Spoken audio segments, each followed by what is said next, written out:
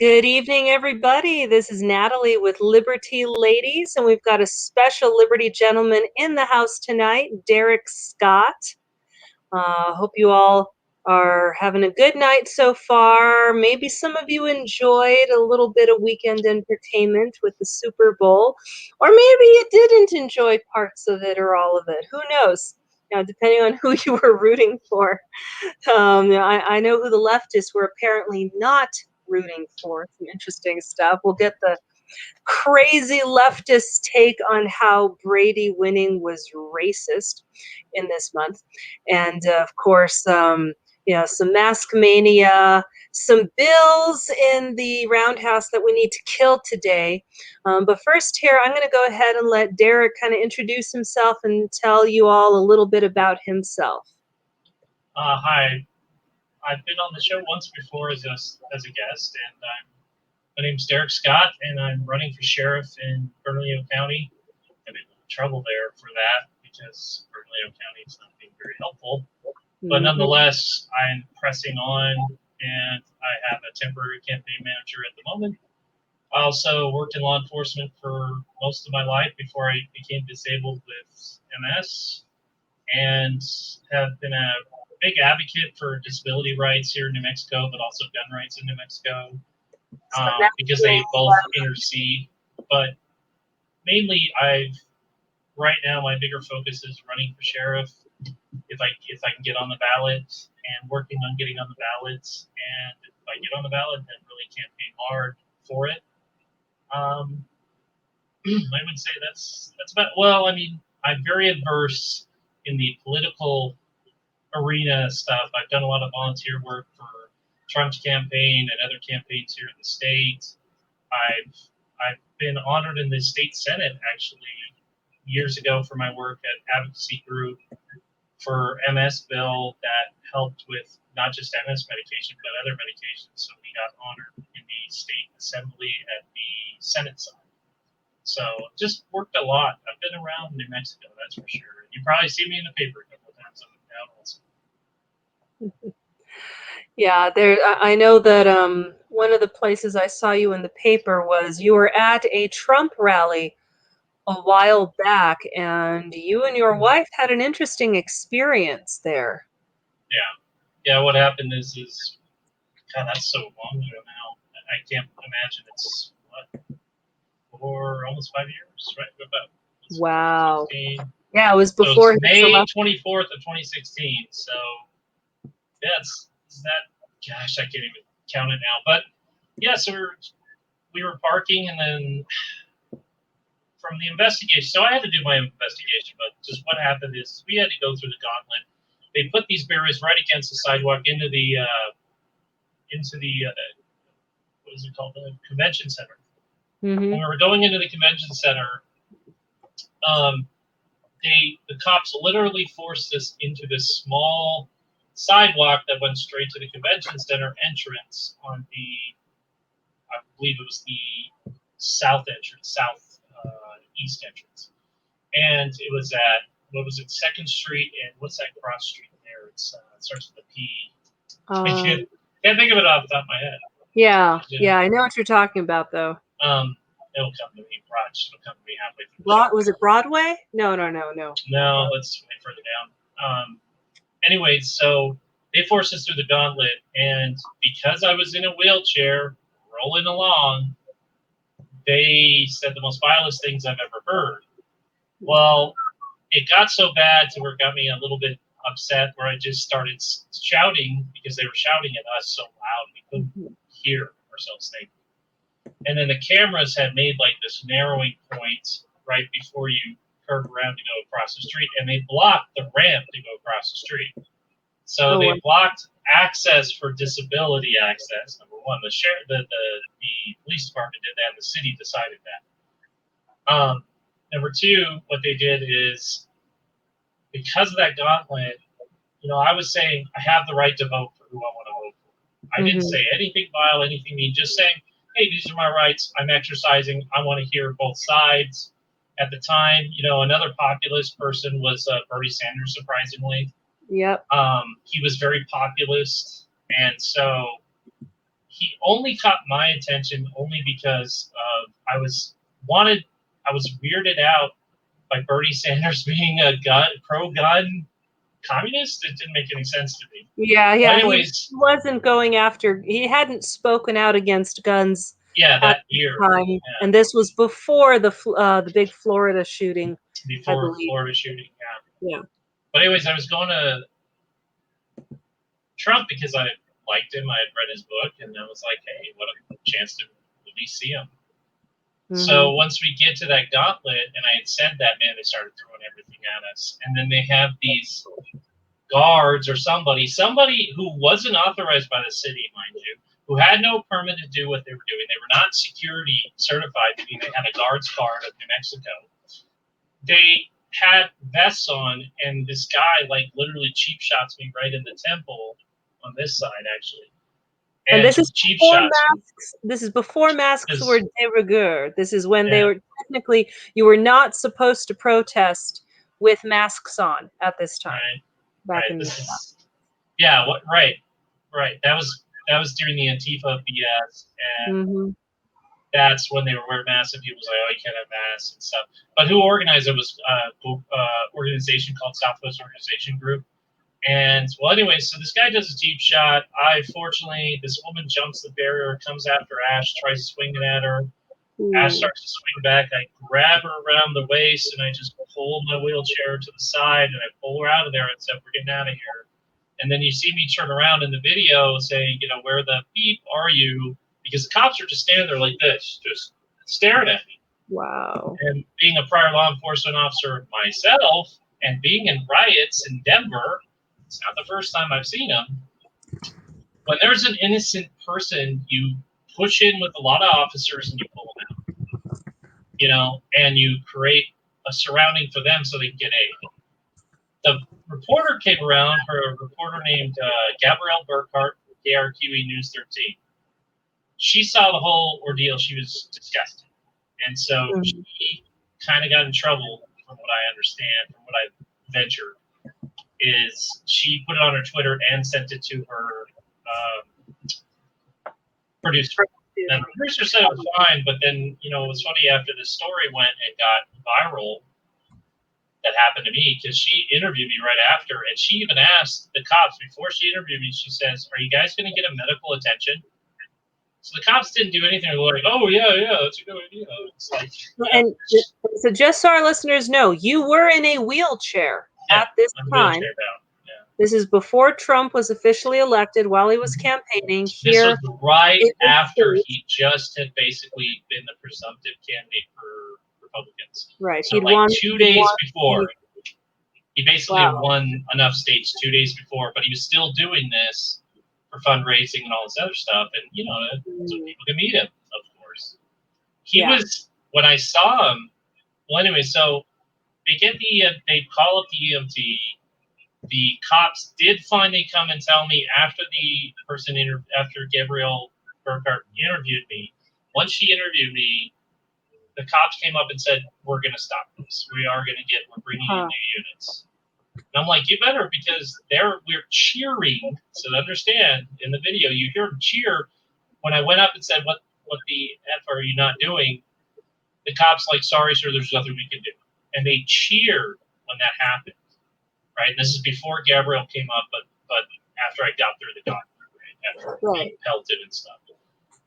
This other guy picked up. You can see it in the video, and all you got to do is search either Dereck Scott Albuquerque Trump, I think, or Gabrielle Burkhart Trump Dereck Scott, something like that.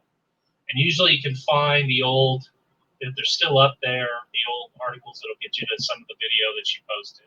There was other video captured by other media, but they never posted. So I'm telling you, if Gabrielle wouldn't have done what she done, nobody would ever known this ever happened. And what's funny is how many people came up to me after Trump won saying, "I voted for Trump because of what happened to you." Because they wanted to never let that happen again. Wow. And I was like, well, that's cool. But yeah, it made me way more politically active after that. After that whole incident, I became extremely politically active after that. I wasn't politically active. Sorry, I didn't. I was interrupting. That's okay. I was just saying, it's crazy because looking back at that. Hey, Tamara. Hey, Diana. Thanks for joining us, ladies. And I know some people have been asking, where's Rebecca? She's not available tonight, so we're having a future Bernalillo County Sheriff hopeful in with us, Dereck Scott. He's a great friend of both mine and Rebecca's. Just telling everyone a little bit about himself. And yeah, and it's great that you did become more politically active, but holy cow, that would be scary. It was, well, Ash never went to rallies again unless they were secured in some way. The only rally she went to afterwards was the one that was in the hotel with Mike Pence. And they had high security there, and they actually gave me my own personal security, which was kind of cool. Because they knew who I was and what had happened to me before, and they wanted to apologize. Right. They made sure that I was safe and my wife was safe, and my kids were safe, and they put me right up front. It was really good of them. And if I could ask our listeners a favor, Facebook's been throttling us, and I don't know what's going on right now, but I'm not able to share this live cast to any of the groups that we're in. New Mexico 33 Counties Unite, like Bernalillo County Conservatives, Turn New Mexico Red, Republicans, any of that. I'm not able to save this right now. I'm having to reset one of my browser windows and see if that helps. So if anyone out there could share this video, specifically share it to some of those groups that I know many of us are a part of, that would be great. And I'll still continue to try to share it through the live cast and see where that goes. But yeah, Rebecca is still, she's no longer in Facebook jail. She's outright banned from Facebook. They deactivated her account, or deleted it rather. And luckily, I'm still one of the administrators on this page, and they haven't gone after my account yet. So we're going to be on here just as long as we can, and depending on who gets there first, Gab or Rumble.com, who gets to live stream first, we'll be jumping over to one of those as soon as we can. Hopefully they'll hurry up, because week to week, we just don't know if we'll be here or not. Thank you, Tamara. Thank you so much for sharing. I appreciate that. So yeah, one of the things that I wanted to pick your brain on here, Dereck, is the possible effect and maybe the feasibility of enforcement on some of this scary gun legislation that they're trying to ramrod through the roundhouse right now. There's the New Mexico gun storage bill, which apparently it could make it a crime to teach your kid gun safety with your own weapons. Right. That's, I think, HB 166, right? Let's see. SB 224. I'm not sure. That's the SB one, yeah. Okay, so did it already pass the Senate? Well, I don't know, because I have. So here we have HB 166. Oh yeah. So, and then we have HB 193, which is, if I remember correctly, 193. Oh yeah, 193 is the. Gotta go through it. Here we go. Okay, so 193 is the amendment to the red flag firearms surrender law.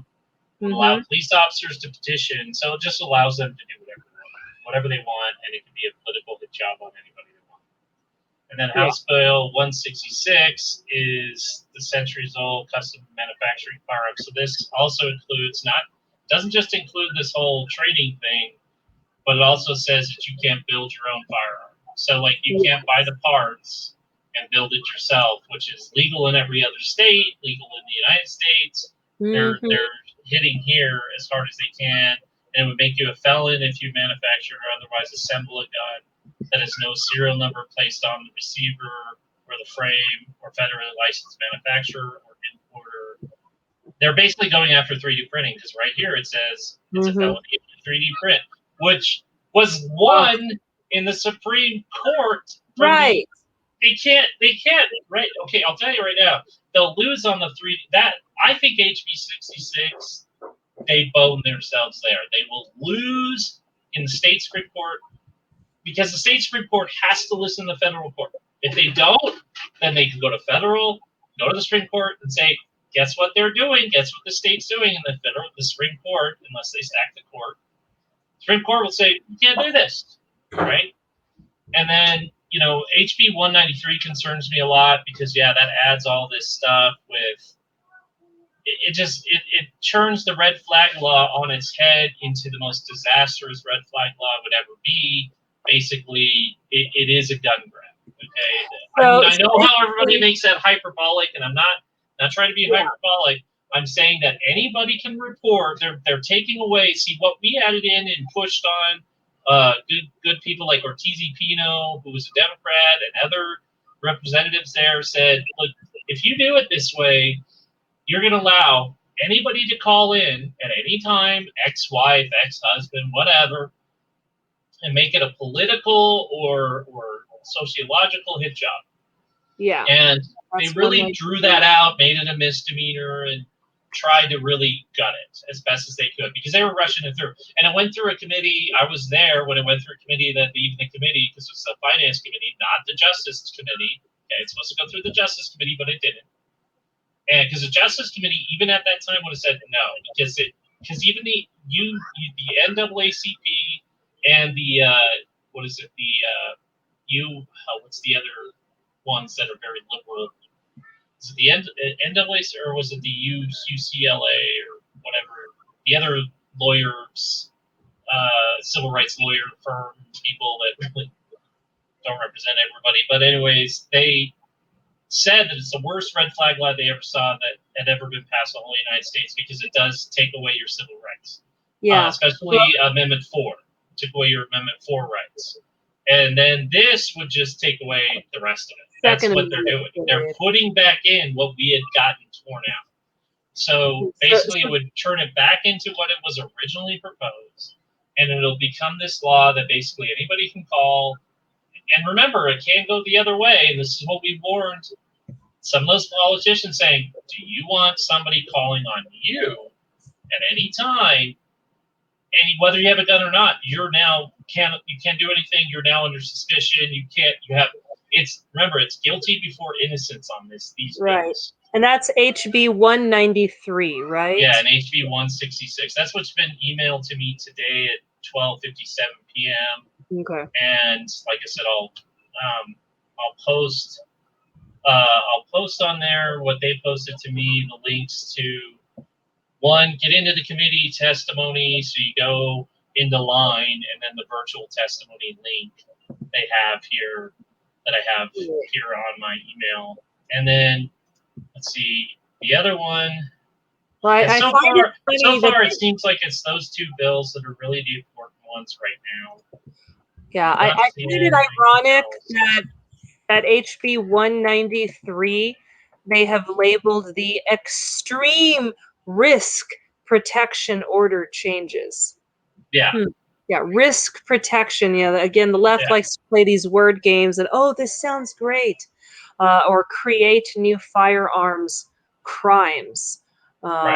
As if you're creating a brand new weapon. No, there's lots of ways. Well, and Rebecca and I were talking on Saturday about something with this, where if you change out or swap out something, like let's say you want to change the lower or the upper, you would be violating this law.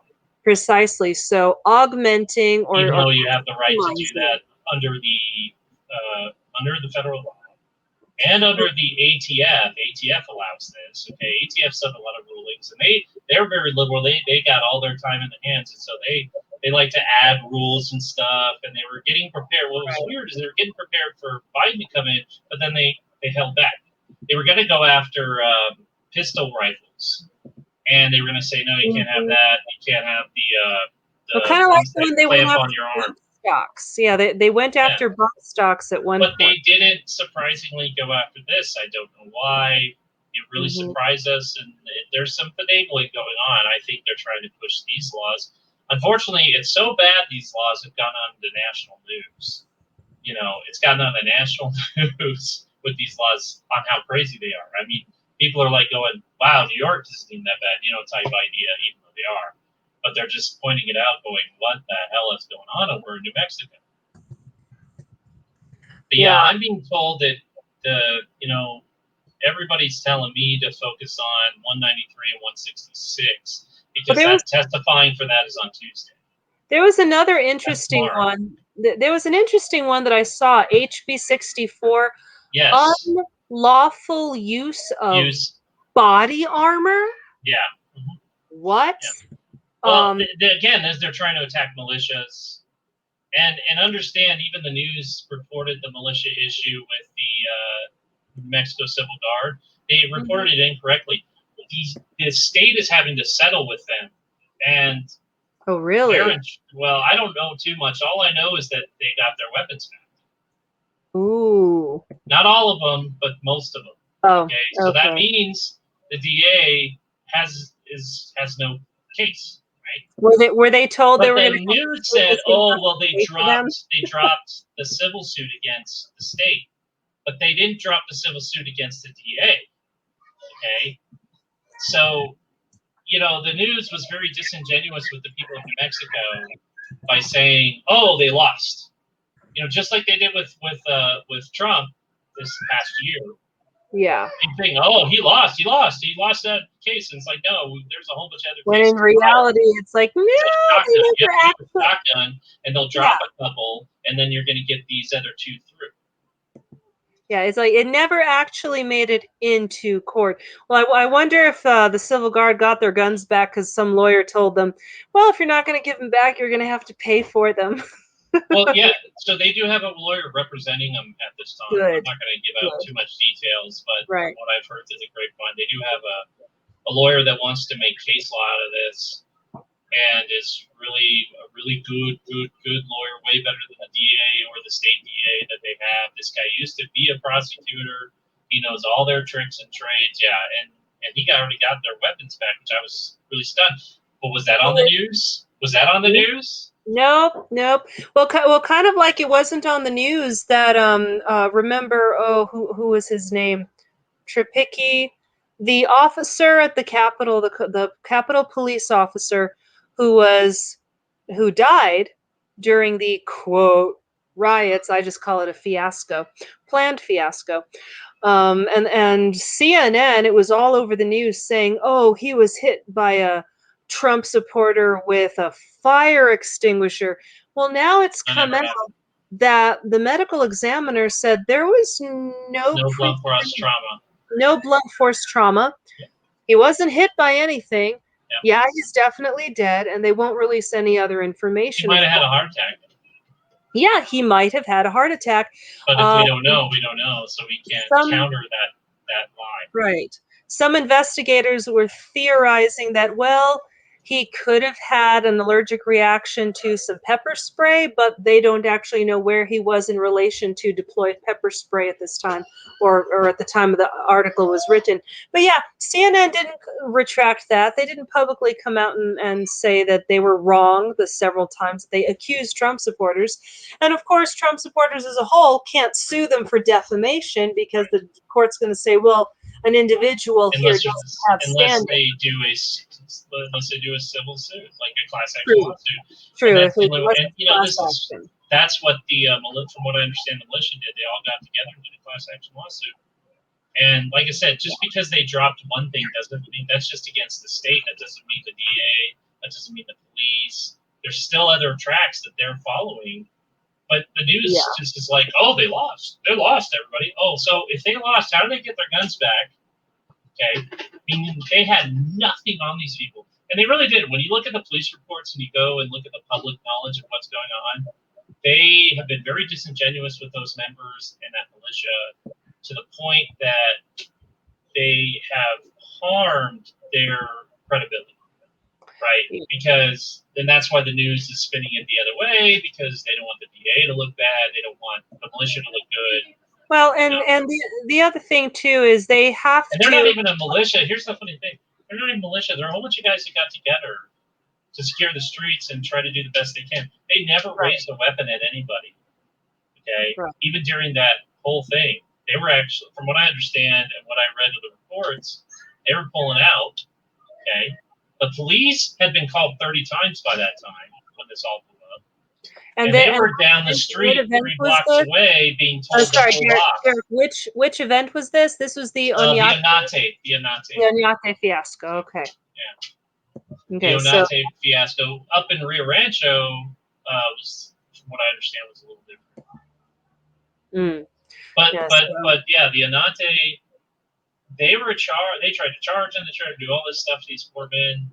And they weren't even an organized militia, or they weren't even really unorganized. They were a group that got together, that gave themselves a name and T-shirt, and said, "We're going to do our best to secure the streets and help out, do what we can." And they worked with law enforcement, from what I understand.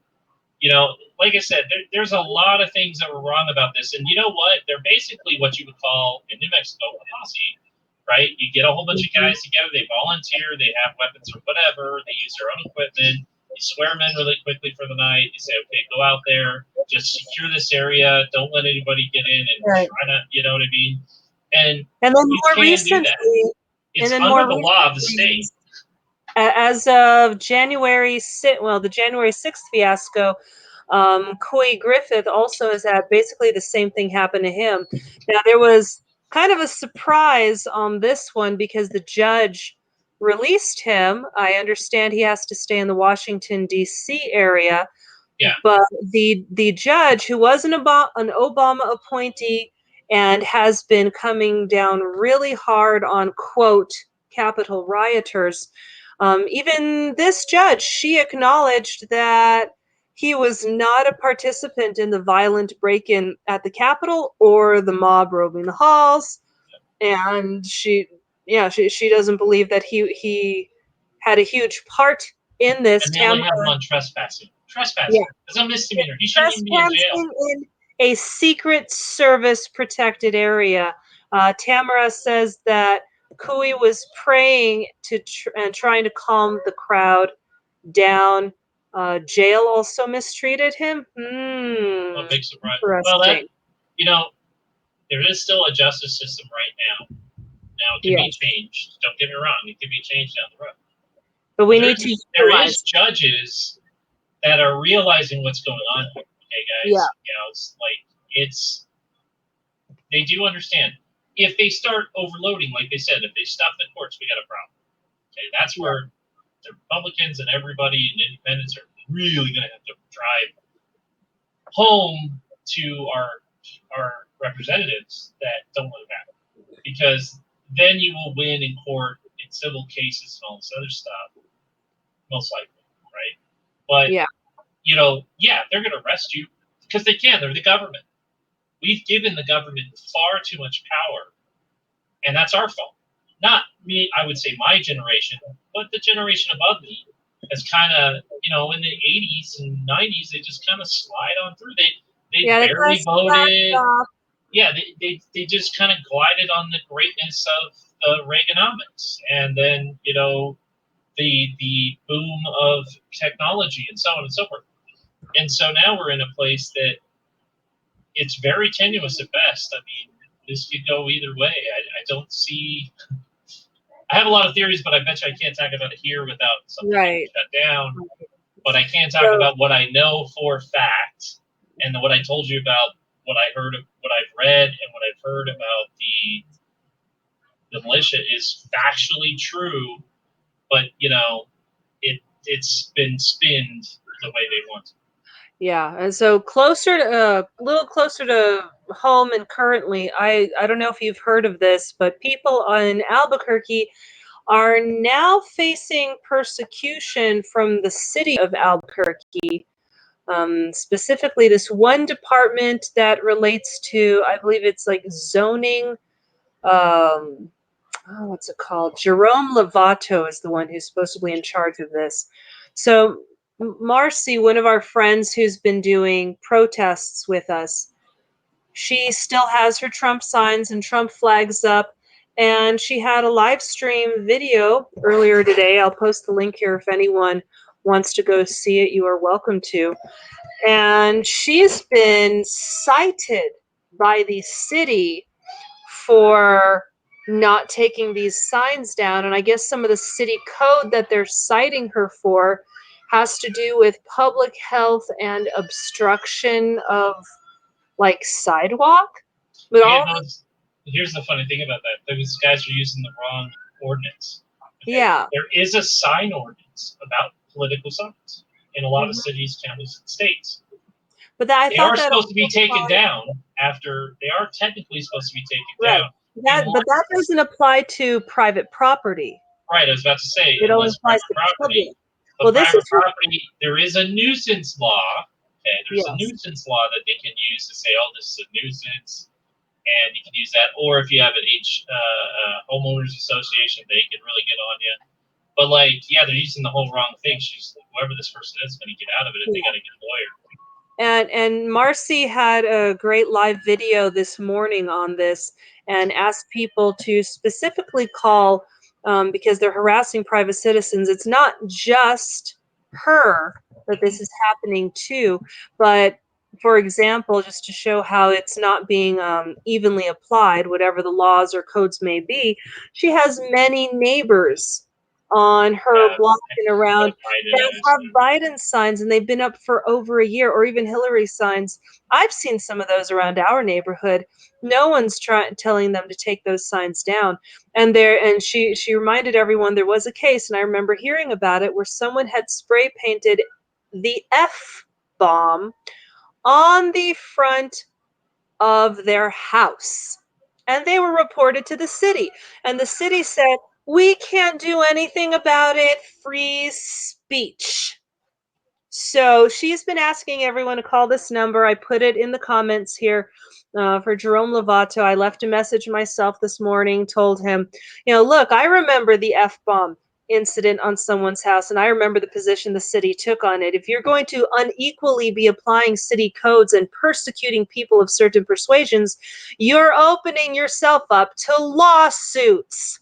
So I encourage anyone and everyone who can, I think you did as well, Tamara, to call as well and leave a very firm message. No, we're not going to stand for our First Amendment rights being compromised like this. That's private property.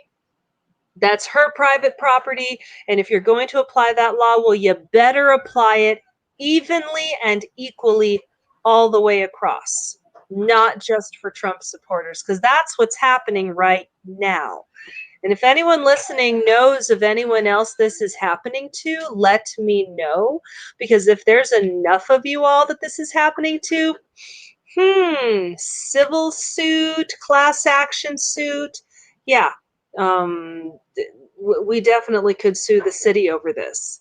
So yeah, no. So that other firearm bill, I found it. I had forgotten what it was. So it's Senate bill. This is on the Senate side, but it hasn't had testimony. It hasn't had public testimony yet. Remember, you're not allowed to go and we're not allowed to go and grievance our government, which is extremely wrong, and it's violated so many things with just in my life so far as a disabled person that it's not even funny. But anyways, because on the internet they can pick and choose who they want. They can pick and choose who they want to hear. So you guys are going to have to get to your representatives. You have to email them about 3 laws. So the first law would be, because Tuesday, which is tomorrow, is the testifying, and you posted that up there, and that's for House Bill 193 and House Bill 166. You got to get on there Tuesday morning, Tuesday afternoon. Who knows when it's going to start? Be ready, get yourself signed up, and start doing what you can. Also, send as many emails as you can, get as many friends as you can. Start a mail chain through to these representatives, again, more on the Democrat side than on the left, because just like with the city, like we did with the city, if you inundate them, they're going to be so scared because they're going to balance this out on their votes here in a few years. They're going to be like, well, if I vote for this, this is how I lose. Yeah. So emails will be extremely important this time. But it's anyway, so the lockup thing that also doesn't allow you to teach your kids how to shoot is SB 224, so Senate Bill 224. And that's the one that's saying, sorry, I didn't mean to interrupt you, but I just wanted to get this out because I found it. And then, the New Mexico Shooting Sports Associations is saying that basically this bill does not allow you to educate your children, which is disgustingly frightening. Because if you can't educate a child, here's the thing. Guess what happens? The children that get hurt and that all that liberal stuff they talk about, a gun's in the house, a kid's going to kill themselves. Well, that's because they were never taught what a gun was, and they found the fascination of it and went and got it and say, oh, I'm going to play boom boom. So that's why it's so bad. But the Pinion Post, if you guys want to go there, you can get all the numbers for that bill on the Pinion Post. And that's for Senate. That's for all the senators got the numbers and the emails and just inundate them. And then again with House bill testimonies tomorrow, inundated with emails. That's all I'm going to say. I mean, that's all we can do. They basically locked down because they faked. Sorry, I can't say that.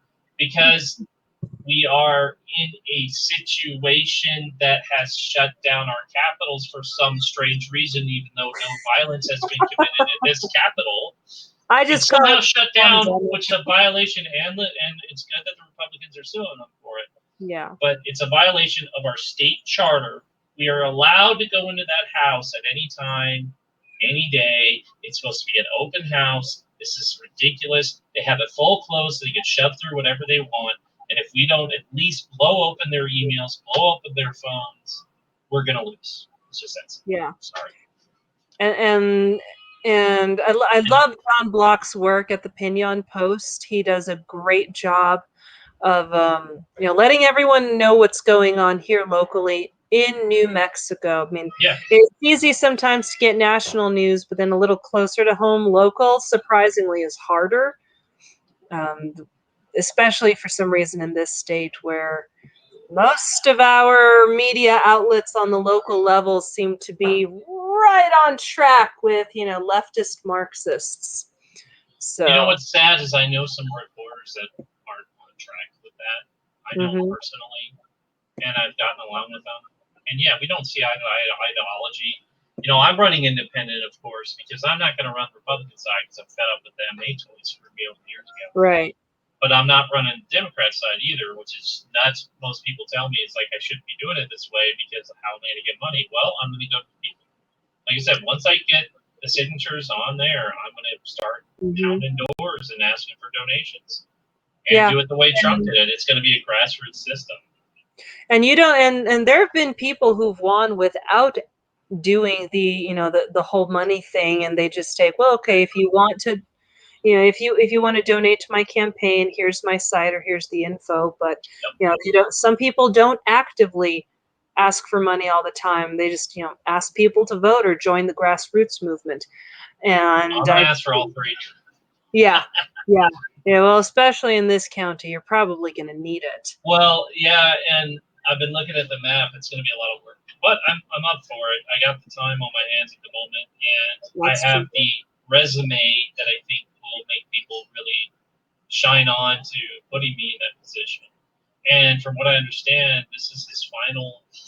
He can only be sheriff, but 3 terms, 2 terms. I think so. Oh, really? Sheriff has Or is it 3 teams or something like that? Well, I was told somebody. Okay, so through the rumor mill, this ain't true. Don't buy it.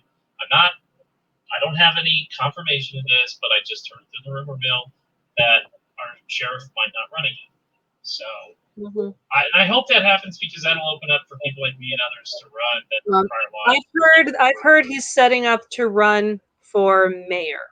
That's what I've heard. So I'm hoping that happens though, because that'll give me a chance. That'll give me a lot easier chance to get it. Yes. It's hard to beat an incumbent, but we suspect that that's the reason why he said he wasn't going to enforce the mask orders, or even businesses reopening. Yeah, because he knows which way the people are swinging. And Diana asks here if we know what the bill number is for the $1.9 trillion stimulus package. I call it the package to run this train off a cliff as soon as possible. Yeah. I don't know the specific number on that, Diana. I have read, some disturbing things that are supposedly in that package, including bailouts for the teachers' unions. Oh, big surprise. Well, all those you know why that bailout has to happen? Because there's not enough money for teachers anymore. Well, and the cities and the counties don't have the money. Yeah, and it's not just that the teachers are sitting at home, and don't get me wrong, I know plenty of teachers, including your wife, who want to teach and want to go back to teaching. Um, but the unions are going to be in a pickle because Diana says she can't actually find it anywhere. I'm going to have to dig into that and look it up. Thanks for bringing that to my attention. But yeah, the teachers unions get paid based on enrollment numbers and percentages. And And they enrollment lost numbers for the past year have been because everybody realized, maybe I should just homeschool.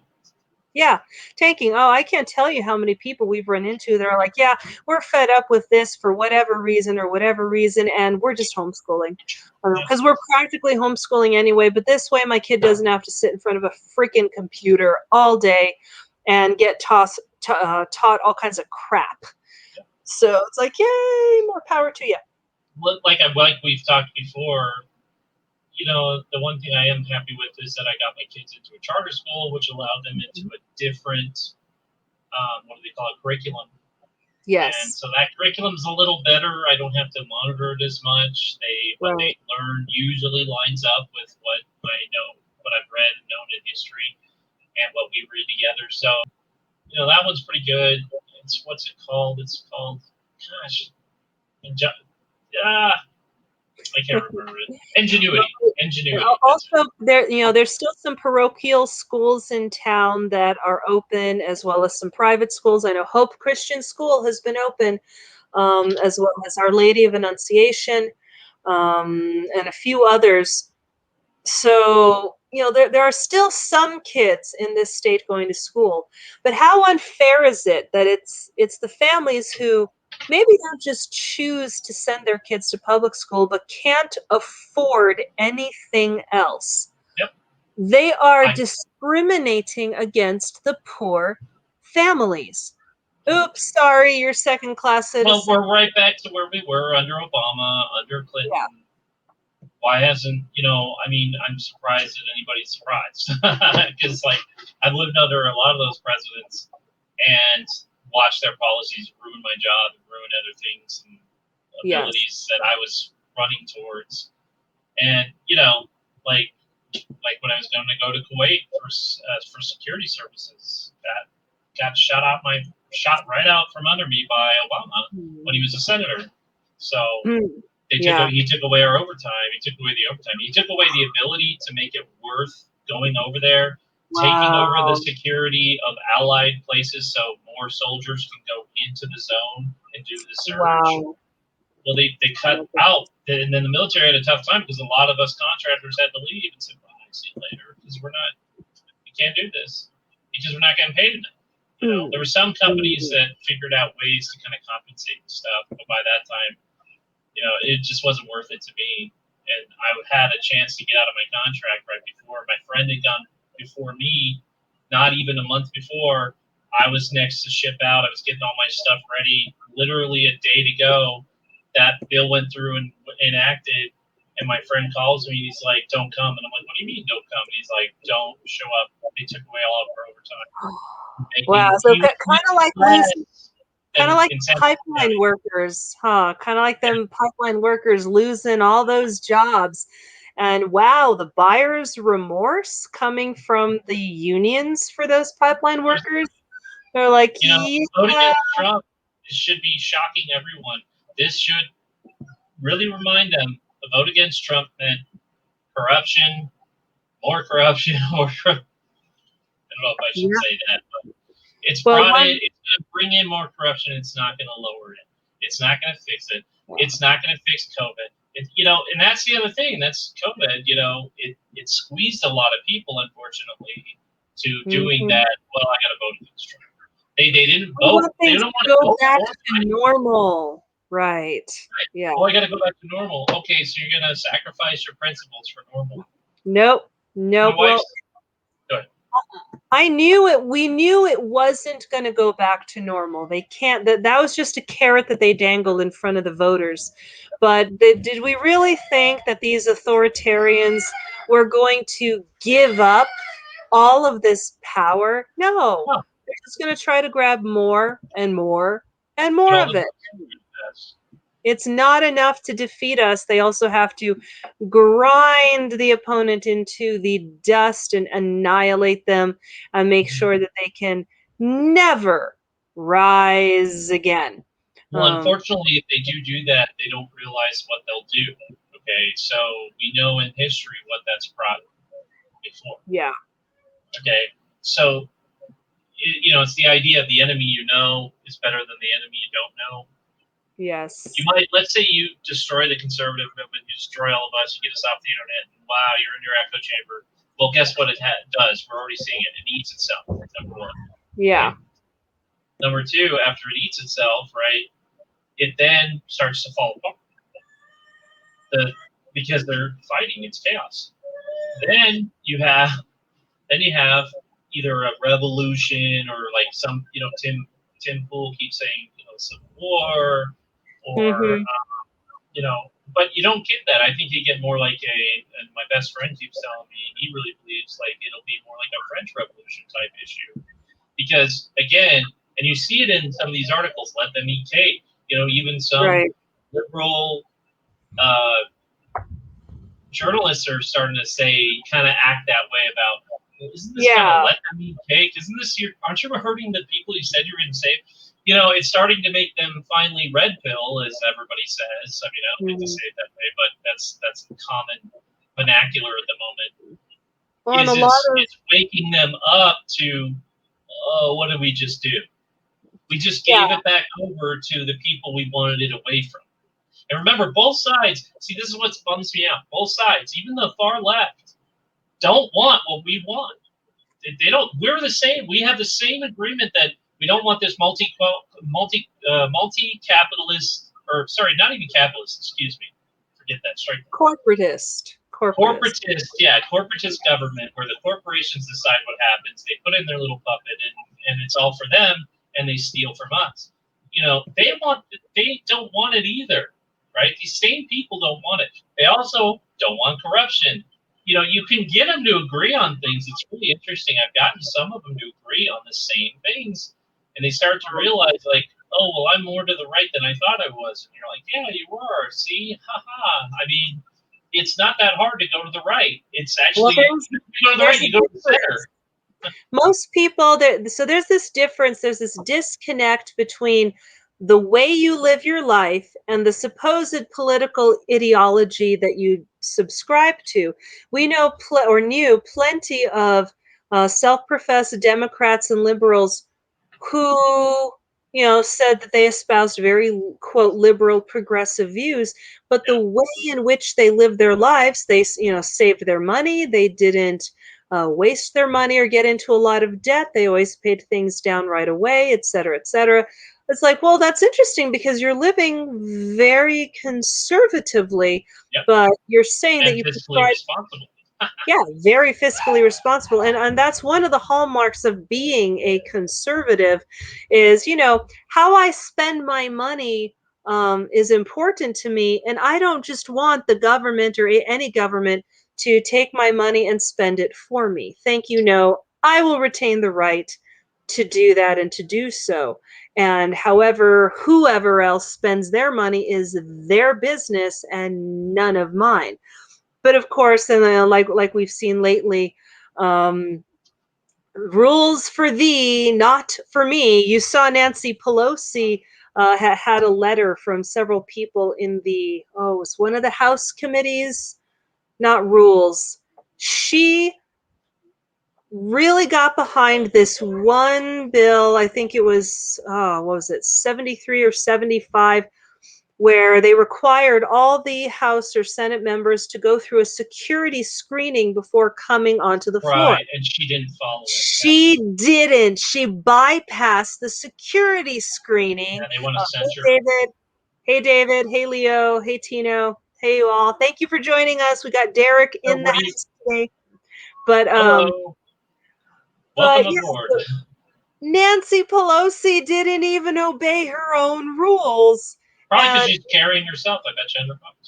Yeah, and there was a memo that got sent to I forget his name, the main guy who's supposed to enforce all these rules, and has the authority to fine every single one of the legislative members if they're in violation. So several people from one of the committees signed this memo and told him, we want you to fine her. She's in violation of code number this, which was her own idea, and several people witnessed her skipping the security screening. So she deserves a $5,000 fine, which is what the fine is supposed to be. But, rules for thee, not for me. That's what always happens. I would like, I hate to say it, we get prepared for more. If we don't get people like myself and others elected into these offices that can say, yeah, you passed it, but I'm not going to force it because the Constitution says so. Go ahead and take it. Yeah. And for those of you who just joined us, Dereck here is going to be in the running for Bernalillo County Sheriff, running, you said, on the independent ticket. But tell us a little bit about the interesting shenanigans with that, because I know you've been trying for over a month. Yeah, so I've been calling a lot because you're not allowed to go down to the county clerk's office and walk in. And they say it on their message machine too. I'm pretty much gonna get a lawyer and go down there pretty soon if it doesn't happen. But we're gonna give them. Oh, I know. We're gonna give them one more chance. There is a little bit of phone tag going on, but it's kind of unfair phone tag is the way I put it. He's calling at the most inconvenient times, and he knows it. In my opinion, that's my opinion, because myself has been calling on and off, and he would call, and I missed the call. I call back. He's not available. That's ridiculous. You just call me from that number. How are you not available? And it goes straight to his message machine. So I call him, leave messages. He then waits a week and calls me back. So it's just like, this is getting ridiculous. And I'll call many times. So now my temporary campaign manager has been calling. She called again this morning. Left a message because she left a message last week on Friday because she did miss the call. She had a meeting with her niece. And so she called back saying, hey, I had a meeting with my niece. Just call me right back. I'm Dereck's campaign manager. I'm really trying to take care of this. We need to know what paperwork we got to get done. We got to get this going. And, he didn't call back on Monday. So she called on Monday, left another message. This has been going on for 4 weeks now, almost 4 weeks. So yeah, I'm kind of banging my head against the wall here, and I have some plans to maybe open up how to do it, but we'll see. But like I said, if they really start continually refusing me some type of access in some type of way to make the paperwork happen, I'll have to go to court. It'll just be that simple. Wow. And you haven't been able to find any resources online that tell you how to run for county sheriff? Nothing that defines Bernalillo County. You know what I mean? Like, it says in a general way, like how to get your campaign going, how to do this, go to the county clerks and register. I could go to the state clerk's office, and that might be my next stop, and go to them. But this is Bernalillo County Sheriff, not state sheriff. This isn't some state. This is the county's issues. The county has to handle it. And, it really, really, really bugs me that it's been such phone tag and that he won't make himself convenient for us. We're having to be convenient for him. I don't find that fair. I don't find that right. I don't find it that we leave multiple messages. He doesn't call back right away, or at least within the day. And then he'll call back the next day to, like freaking 8 in the morning. And it's just like, come on, dude. Like, she's not even got her niece. My campaign manager doesn't even have her niece going on school yet. It's like, there is there's the 9 to 5, that's the time, and, right. So they're contacting outside of that window. Yeah, and it's really a little bit frustrating because we're just like, what's going on? Are we being blackballed? What's going on? I mean, we shouldn't be. It's for anybody to sign up for. We know that fact because I have to get every candidate has to get signatures. And, they could be slowing me down to get somebody else in, maybe nobody's really going for it. Who knows? So they're slowing me down so that it takes, so that by the time I'm on doing it, getting it done, I'm behind. I've heard of that happening before, other candidates that have run have told me this, that they've run into the same exact problem. Wow. And you just really got to get hard on them. And then you got to basically threaten to complain to somebody higher up. And yeah, it's an ordeal. And like I said, I've heard from other people that have gone through the same problem. And that's why I'm trying to stay away from party because, the Republican Party's already picking their people already. Right. They haven't even allowed me in to even talk. They've already picked their people for the year. And, a lot of people that wanted to run weren't even allowed to get in. So it's like, here we go again. The Republican Party supposedly for us, but yet is still picking the people they want to run and be in power, not allowing people their right to run and go for what they believe or what they need or what they want, or just run. Just run a fair run. We need more regular Joes and Janes to run for city council seats, school board seats as well. If any of our listeners out there are thinking of running, or someone who wants to run, let us know.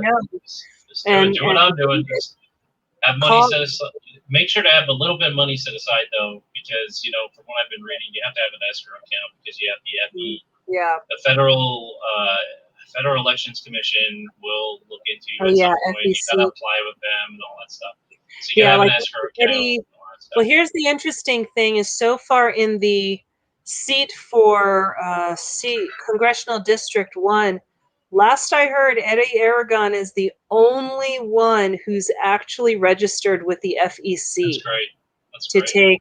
To officially be able to take donations and campaign funds. That's not good for them. None of the others have done that yet. It's like, that's really interesting. Which might mean that some of them are depending on the party to raise the funds and to help them with that. Who knows? That's why I said I'm once I get, like I told you, once I have the signatures or once I have the paperwork going, I'm going to come on here, give you the paperwork, and say, hey, go get people. I'm going to give it to everybody that can help me.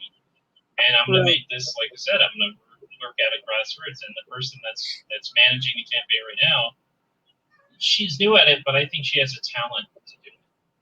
And that's why I'm looking forward to it. So I think me and her have already come up with some really good campaign slogans that I think are going to get a lot of attention. But we're keeping that under the down low right now because once we get on paper, man, we're going to put out the slogans right away. We're going to make people know what my name is by the time this is all done. Everybody's going to know. Good. Well, we definitely want to help with that. We'll do what we can. I'm sorry I went off on tangent on you because I know you had some other stories to cover. That's okay. Now, a little further from home, but definitely hits close to home for us gun owners, is the Sabika Chic Firearm Licensing and Registration Act. This is HR 127 in Congress right now. This is some scary stuff in this. I don't know if you've read this one. Yes, I have. You're talking about the federal conference, right? Yes. I mean, like this. If this passes, it would end the Second Amendment as we know it. But I kind of agree with some people who are saying it's so extreme that it's just scaring people even on the left.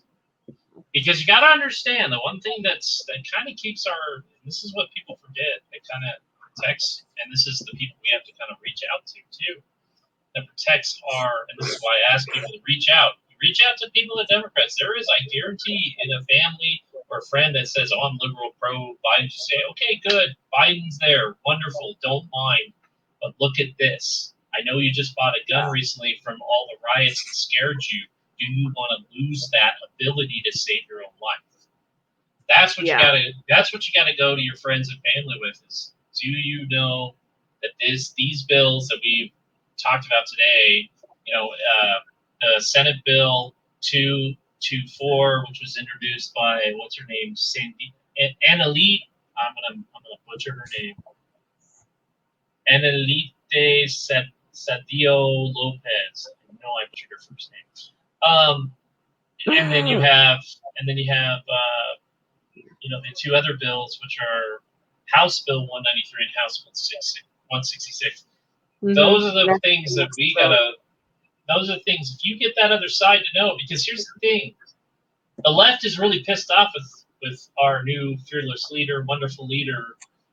Yeah. And they realized that he was grabbing the guns. And guess what? They still want their guns. They still have their own little militias. People forget they have their own militias, especially on the West Coast, and some on the East Coast. They have their own militias. I'm not joking. I met some of them. I know because I've known people in militias because of work I've done in law enforcement. Well, anyways, there's leftist militias just as much as there are right wing militias. Oh yeah. And they both agree on one thing: the Second Amendment. That's why I'm hesitant to think the federal one will go through, but maybe one of these state ones will go through if you don't fight really hard tomorrow and on the next couple of weeks. Well, and unfortunately, when a state passes more and more gun restrictions, it sets a legal precedent eventually. Yep. Eventually. Well, that's why they attacked New Mexico. Yeah, that's why they can point it to it from other states as well. But yeah, New Mexico, we've been a petri dish so many times. Like, oh, let's try it out on New Mexico. They don't care. We don't really care about them. See if it works. See if we can do it. See if we can hoodwink people. I mean, well, they also test it in court. They want to test it in court too. Yes. New Mexico. I don't know why New Mexico's featured this, but it is. And then we've seen this a lot with the gun bill stuff because they go for the most aggressive stuff lately in here, and they already. I don't know about the new people that are in the slots, but they already lost moderates. So the Democrat Party, and I've heard the phone call recordings about them freaking out. So I don't know how far it'll get because here's the thing. They already know they lost a whole bunch of seats, okay, because of the gun bill of the red flag law they passed. They lost a bunch of Democrat moderates because of the gun bill those people allowed passed. Even the guy that voted against it the whole way through was voted out of his own party. So that's what I'm saying. We'll see where it goes. But I know if we pressure, just like the city. Yes. Keep the pressure on. Scared. Rules for radicals number 8. Keep the pressure on. Never let up. So we got our work cut out for us this week, people. I think definitely a lot of us are going to be dialing and talking to representatives. And in all the years that I've been calling my state reps and even congressional reps, I've only ever had one call me back. And shame, it was a Democrat. And she's even a Democrat teacher, and I have some good conversations with her. Her name's also Natalie. That was the same way with me with the city, which was just weird. Yeah, we disagree, but she actually listens to me. Yeah. Call them, leave messages, leave a number for them to call you back. You never know when, because for one of the issues, it was the city council stuff. No, not city council stuff. Who was it? Oh, it was the, I forgot it. There was something last year having to do with the public health ordinances, and the representative who called me. That was that gun, the bill. Yeah, it was the arrest bill. Well, that was the arrest bill on the city level, but then there was something sort of like that on the legislative end in the roundhouse. And my representative called me, and she's like, "Well, I'll admit I'm not really up on like the numbers and everything on this." And she admitted that to me, which I told her I really respected. And so we had, hey Becca, oh hey, there's Rebecca. She gave. She gave me a listen. She heard me out, even though we obviously disagreed on some stuff. So when you call them, if you want to, leave a callback number. And the odd thing is I never left my callback number. She had caller ID, and it was one of her home numbers that I had called. She called me back. So I super respect her for that, even no matter how much I disagree with her. But yeah, call. I've linked a lot of the bills in the comments here. So we have HB 193, HB 166. You can throw HB 64 in there if you want. That's the unlawful use of body armor. And with the unlawful use of body armor, just want to say it's pretty short, and it does say, well, if you're a 4th-degree felon, you can't be using body armor. That's just how it Yeah, it's a slippery Like, slope. oh, but it's just for felons. It's just for fourth-degree felons, and then they'll amend it next year, Well, and it'll and be guess oh, what? for Fourth all degree felons. felony can be a white collar crime. Right. And a You person could, that has never been violent in their lives, did something wrong on their taxes or something, now can't wear body armor to or protect you their could be lives. accused of trespassing near the Capitol grounds Capital, for which has never been revoked. whatever reason, and now, oh, you can't use body armor, and then they could also piggyback on that and say, well, since you can't use body armor, you also can't have a gun. So yeah, there's all They're kinds of stuff. aggressively going after it because they know that their time is numbered. They know it. Yes. They know they've lost all power and they've played too hard. They played all their cards and now they're in trouble. Because they're in trouble because they've lost the left. They're losing their left. They're losing their base. And not just their base, you're losing their moderates and their far left. All they have left is the elites. And we have the Time magazine thing who basically said what they did. It's just blew me away. Yeah. So thank that you, Katrina. Yeah, Katrina says their mailbox, their voicemail boxes are always full. Yep, send an email. Send them and keep sending every day. You got to. Otherwise, it has to overflow. They have to know it. See, because legally they have to acknowledge every email. They have to legally read it.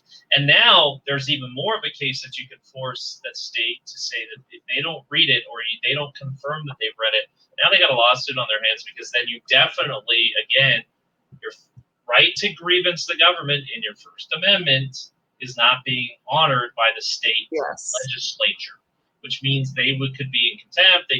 There's a lot of legal directions you can go that way, but the fact if they have to acknowledge every email. If they don't do that, if they don't acknowledge and they just let it by, they're in trouble. They're in trouble because then they're violating federal law. You can always send your emails, return receipt with delivery notification, meaning you get notified as soon as they open it. So if they never open your email, you will know. And you can accommodate. Maybe make a civil lawsuit and then maybe get a class action civil lawsuit against the state for not answering emails. Then they'll open. I'll tell you, right when that lawsuit or anybody does that or anybody realizes to do that, they'll open up the Capitol because they'll realize they'll be like, oh, I'm not going to handle all these emails and be forced by the court to read and acknowledge every email and every phone call. They'll open it back up because the state charter and our Constitution it requires them to look at that stuff. There's also rules within the state capitol, the legislature that they're getting email, they have to acknowledge it. And all this other stuff. So I just wonder how they're dealing with it, and maybe that's why the Republicans are suing because they have to acknowledge all these emails. I also think that's why they're not emptying out their voicemail boxes. It's like, yeah, they don't really want to acknowledge everyone. The other thing too is with emails. Emails are super simple. I like to do one template email. Greetings, so and so. My name is. I represent, and this is the important part. I represent 4 voices. You have 4 adult voters. I represent, the voices of 4 adult voters, or however many are in your household, or even your group of like friends or family. And it's totally okay. You have to ask people first. But like if you have elderly parents or aunts or uncles that aren't into the dialing or email or don't have the capability to email, tell them, hey, what do you think of these bills? Is it okay if I go ahead and include you in my count of voters on your behalf when I contact our legislatures? And if they're like, yeah, sure, go ahead, because I'm never going to do it, then you can go ahead and do that. And believe me, whenever I've called and I've spoken to the staff, and I tell them right up front, so I represent, 4 registered voters. They're like, oh, okay, 4? They always, without fail, write down how many voters my voice represents. It is incredibly important. And sometimes what I'll do for emails is I'll just go, vote against this bill, this bill, this bill, this bill, and this bill. Vote for this bill. And sometimes if we feel very strongly about a bill, I'll tack on, we will never vote for you again if you do. uphold or represent our needs and our wants. That's how my wife does it, and she does it every time, and it worked. Every time they started talking to her, answering questions, doing whatever they want. Oh, yeah, no. And she says, look, I was a registered Democrat, but now I'm going to register Republican. She always says that. Because she was a registered Democrat at one time. Now she's registered Republican, but she still uses that as a way to say, wake up. I'm still your votership. I can still vote for you next time if you listen. Yeah, the only one that didn't work with was what's her Indian self, who might be getting a presidential appointment. CD yeah. What's her name? Oh, I got it right here. Give me a sec. Why can't I remember her name? She was always sending me emails too, or where her staff was. Because she ran. Yeah, she ran basically. She's a Native American. She is Indian. Deb Holland? That's it, Deb Holland. Yeah. Anytime I responded back with something, if I got an answer, it was like a canned answer. And if I said, I'm never voting for you again, regardless of the fact that I didn't, I never got an answer back. So, I've done it the normal way and still never got an answer. Now, Katrina asks, do we know when the Secretary of State's going to release the information on the 2020 election? Yeah, that's very interesting. We know she's certified it, but we don't really know any other information about it other than some numbers from her own website don't add up. I think everybody should start doing FOIA requests. Just inundate her with FOIA requests, Freedom of Information Act requests. Okay. Freedom of Information request on all that. Have everybody just inundate her. She's going to have to answer it. If nobody does it, now you can go to class action because all these people have requested that information. All these organizations requested that information. How do we do a FOIA request? Look up just Freedom of Information Act request. Because here we go. if the government entity does not give you the information, they legally are bound to. They also have to hold on to records, and I bet they've been trying to shred from what I understand or whatever. That's the rumor. Okay, that's the conspiracy theory, whatever way you want to call it. But they have to hold on to that information for a certain amount of time.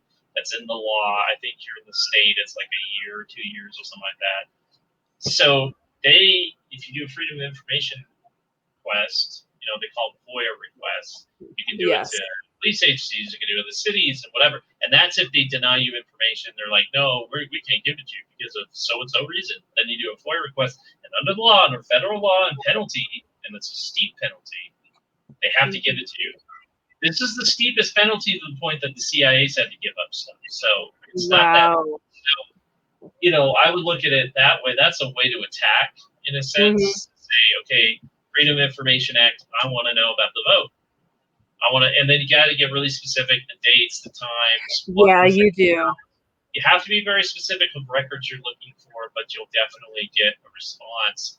And if it's not an appropriate response, you can start taking them to a lawyer and say, hey, I gave them this FOIA request, and I have all these other people that gave a FOIA request. They're not giving us the information. Then you go in, and the lawyer's going to make a lot of money off the state because the state's going to pick up the tab. So I put FOIA. I put FOIA.gov in the notes or the comments for everybody, so you can go there, and they have the links to help you start filling out your Freedom of Information request. And that goes for any agency. Every agency is required by this. Now, the cities and states can try to weasel their way, saying, well, we're not a federal, da-da-da-da-da. It's like, doesn't matter. It's still federal law. So. Yeah. And especially if they take your tax dollars. There's a certain amount of information that's supposed to be publicly available. They don't have to publish it necessarily, but they do have to make it available upon request. And our election integrity is one of those big ones. So that's definitely a way that we can start pressing for election integrity is start telling our Secretary of State, okay, pony up. Give us the info on the best. I don't think she'll expect that because this was a federal election run by a state. They're going to be required to follow a FOIA. And if they try to say they're not, they're going to be in big trouble because this was a federal election, not a state election. Big difference. So tell you what, you all, for the 3 people still watching us, we'll wrap up here soon. If any of you do make a FOIA request, and I'll see if I can squeeze that in, aside from dialing and emailing today. If any of you do make a FOIA request to the Secretary of State, email me, the Liberty Ladies Unite at protonmail.com. Email me and Rebecca. Let us know that you sent that in. And let's try to keep track. Let's see how many people we can get giving in FOIA requests, turning in FOIA requests, and then keep track of how many people get a response. I'd be very interested to see that. But that's something that we can definitely do from our computers, from our homes. And does it have to be by letter, or does it have to be? Yeah, certified mail. By mail? I think you can do it by email too. It'll say it on the website. I haven't done one in a long time. Okay. I had to do one for the city of Albuquerque in 2016, so I have to pull it up. But yeah. the FOIA request though is federal. Then there's cities and states, but like I said, this is a federal election. It would have to follow federal guidelines. Yeah. So I would say you can make a case for FOIA, but also do a regular. I would do 2, FOIA and a regular information request. And then you mail them both and email them both. Now, lawyers always tell you, and they've always told me, email and mail, certified mail with signature. Gotcha. The reason you do that is you got both avenues. They can't say they didn't get it. Yeah. Because you hit them with the email, you hit them with the registered mail. It's like, if you didn't get this. And check to see what's on the Secretary of State's website. I go on there every once in a while. She might have a position. She might have updated some of it. Well, and if she's updated a little bit, but it's not enough, that helps, because then that gives you something to go off of to say, hey, we want very specifically the addendum or the extrapolation of, or the expansion on this or this or this that was, and then you can link to where it was provided on the website. It gives you a great starting point. So yeah, because there's a lot of information surrounding the 2020 election. What do we want? What do we specifically want? It reminds me, I need to follow up too with snitch reports. I know some people who had FOIA'd the snitch reports, and I don't think still they had gotten through. It was either May or June of last year on the snitch reports from the public health department. They had gotten April's, but I have to follow up with them and see if they had been successful getting any others. Maybe I'll do that too. There's also an organization that does a lot of FOIAs. I can't think of. He used to be on Fox a lot. I can't think of the name of. Yeah, I've seen that. I can't remember his organization name. It just flew right out. Was it Project Veritas? No, Project Veritas is different. This guy represents people, but he also represents himself and their nonprofit organization. They do FOIA requests for a more conservative direction, more independent conservative direction on whatever's making sense. From what I understand, he is doing FOIAs on some elections in Georgia and stuff. He's just another arm of it, but like I said, there is people that represent it and will do it. And like I said, most lawyers are going to get paid by the government anyways if it becomes a suit, because the government has to pick up the tab, especially if they didn't do it and they're found that they didn't do it right. You know what I mean? Yeah. And so, yeah, it's really interesting. Yeah. Well, thank you for bringing your expertise, your legal expertise with, your whole background to the show today, Dereck. Appreciate that. And good luck. Let us know and keep us updated with how just getting on the ballot is going. I mean, if we could just get you on the ballot, that would help a lot. That's half the battle right there, or most of the battle, because you can't fight the rest. Then the next part is just getting my name out there. Yeah. Getting your name out, pounding the streets around your district, and talking to people. And I actually kind of look forward to hopefully doing some of that with you. I think that would be That'll be really interesting. I don't know. It'll be When was fun. the last time that we had someone run for a county or a city seat who was also, viably disabled? Not I that mean, I know of. it's hard to tell here looking at you, but yeah, you're wheelchair bound. Well, yeah, I'm on my office chair because it's more comfortable than my Right. wheelchair. But my wheelchair is this way. Somewhere there. It's right Yeah. here. See, there's my wheelchair.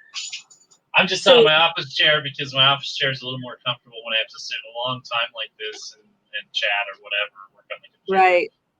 Right. It's a posturepedic chair, so. Nice. But yeah, it's going to be interesting going door to door, and I think in many ways it's going to take people a little bit off guard. I mean, we had some history I think made it will. for disabled. I mean, we had the first paraplegic in Congress Yep. this year, Yeah. and of course he was one of the few who went down and talked to our troops when they got stuck in that garage corner. Yep. I wonder why. Brought him an SUV full of pizza. Oh yeah, that's why he's a paraplegic. He served. Yeah. He understands. Yeah. So yeah, we've got some good things coming, and of course we always expect it. Yeah, I know I'm going for history here, and I'm worried, and I am worried it might come down to a legal issue, but I still am very confident that it's worthwhile. And I think the city's right for it. I think they want somebody like me, honestly. Somebody's an independent outsider who's been in law enforcement a long time, but is an outsider and has different ideas, because I can go hours on the ideas of transformation of the department to run more efficiently, better, to serve the people better, to be mediators, but also to be force givers if need be. I learned a lot from Colorado in use of force and stuff. And like I've always told you, New Mexico is, 60%. I mean, they're trying to change it, don't get me wrong, but it's 60% physical, 30% legal, and all that stuff. Whereas in Colorado, it's the reverse. It's 60% legal in college and then 30% physical. Wow. That's the way I always equate it, just so people can wrap their head around it. Well, I know to us conservatives and libertarians and independents, the color of your skin doesn't matter, your orientation doesn't matter, whether you're wheelchair bound or on crutches or not doesn't matter, but it matters to the left, and it's high time that we started using those supposed advantages of victimhood culture and go, oh wait, I thought it was, fine if someone's in a wheelchair. Thought that takes precedence. Okay, so hypocrite much, and start calling them out on their own hypocrisy. We're already getting prepared for that, because we're already coming up with dealing with that if it's in an interview or if it's in an issue. Absolutely. And my wife and my campaign manager have been all kind of already brainstorming on how do we answer it and how do we hit back, what's the right way to answer it. Because you're gonna have a lot of people be like, well, you're handicapped, how do you go out and patrol? Well, I can actually patrol more than you can think. I'm a pretty damn good shot. I can carry all the same things. I'm still sitting, I can still carry a duty belt, wear a uniform. But a sheriff is more managerial than it is out on the street much these days.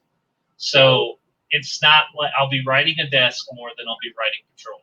Even though, don't get me wrong, I miss patrol a lot. I want to be back out on patrol, and every chance I get, if I'm elected, I'll be out on patrol. Every chance I get, I guarantee it. Right. But I also want to get Albuquerque accountable and PD, and I also want to get them out from under the federals, and I think I can help do that. And that's the important thing. We got to start taking these seats, county and city levels. We have got to take them. If you're listening to us, please, you all consider running. We need more people to run. Dereck, you're the first in what I hope is a long line of people who start standing up and going. And by the way, I know for a fact, because we've talked about this at length, part of you really doesn't want to run. It's going to be a hassle, as it's already proving. It's a hassle already. And I just got started. Yeah, it's ridiculous. But it's a civic duty. It's a sacrifice. And so thank you for being willing to make the sacrifice. And let's get you on that ballot for sheriff, because 2022 is Well, let's see. When is the sheriff position going to be open? Actually, Well, that kind yeah, of well, depends. on into next year. Yeah. Yeah. It's weird. Again, that's what I'm trying to hash down, because there's this one person told me it's this year. Like, wait, what? But it could be. Well, Only in the when's city the have it their mayoral? own time. When's But the they're supposed to mayoral? overlook, and the mayoral is coming up. Like, it's even on a weird month. It's in May, right, or June or something like I that. think Because so. that's what it was, or October. It doesn't fall actually with the national thing. Right. So basically, I think I only have about a year and a half at most. So I got to. Well, That doesn't give me much time. maybe less, because if our Yeah, current maybe sheriff less. runs for mayor and Yeah, steps down, then yeah. he'll Then vacate, it's and that seat will be open sooner. yeah. So yeah, you don't have much time to get on top of No, this. So, that's why I'm rushing. yes, yes. Well, So let us know how it goes. We'll definitely try to keep everyone abreast of this. And when you need to start getting signatures, let us know, because Rebecca and I are good at getting signatures. yeah, I appreciate that. So yeah, we'll as once we can get to the point where like, okay, we know for sure you need X amount. That's the key. It's like you could need, I don't know, 5,000, or maybe Yeah. only 500. Well, see, that's what I'm trying to really nail down. Because I have to have signatures. I know that for a Yep. fact. I can't get the exact number, because I know when Robert Aragon ran for city council, he needed 5,000, but he Right. went for 10,000 because he was worried about recidivate rate. So I'm figuring, going to be around the same amount, about 3,000 to 5,000. So we got to go for 7 to 10. Well, come up with, well, of course you still got to go through the county clerk for this too, is Yeah, what yeah, the paperwork is like, do you come up with it, or does it have to be via the county? But yeah, as soon as you have a form for people, and the county gives the paperwork. So, and then we gotcha. get signatures, then they certify it, and then they go through each and every single one, and then look for doubles and all that other stuff, double addresses, whatever, same person, Or same address. moved, or no longer registered, things like that. Yeah. Well, as soon as you have a form for people to fill out, we can. I don't know if you put it up on a website for, like print, sign, send. That's always a great way to do it. There's lots of options these days due to technology. So yeah, definitely keep us up on that. Well, thank you, Dereck, and thank you all, any listeners that hung on with us. Rebecca will be back into Unite with us next week. But in the meantime, we really enjoyed having Dereck. And yes, keep your dialing fingers limber this week, and email those emails to your legislators, because, man, we got a fight on our hands here. We have got to stay free, people. And to stay free, we're going to have to fight for it. And by fight, I mean, not the fisticuffs thing, lest anyone take that out of context. But we're going to have to do all we can on various fronts, both legally, politically, all the myriad of ways that we have to ensure our freedoms. So, as Rebecca likes to say, resistance is not futile. And yes, stay free. It's the only way to live. Freedom. So you all have a great night, everybody. And remember to catch us in the KIVA on Saturday. We'll be on 1600 a.m. in the KIVA, or you can also catch us on TV live on rockoftalk.tv. So we'll see you all later. You all have a great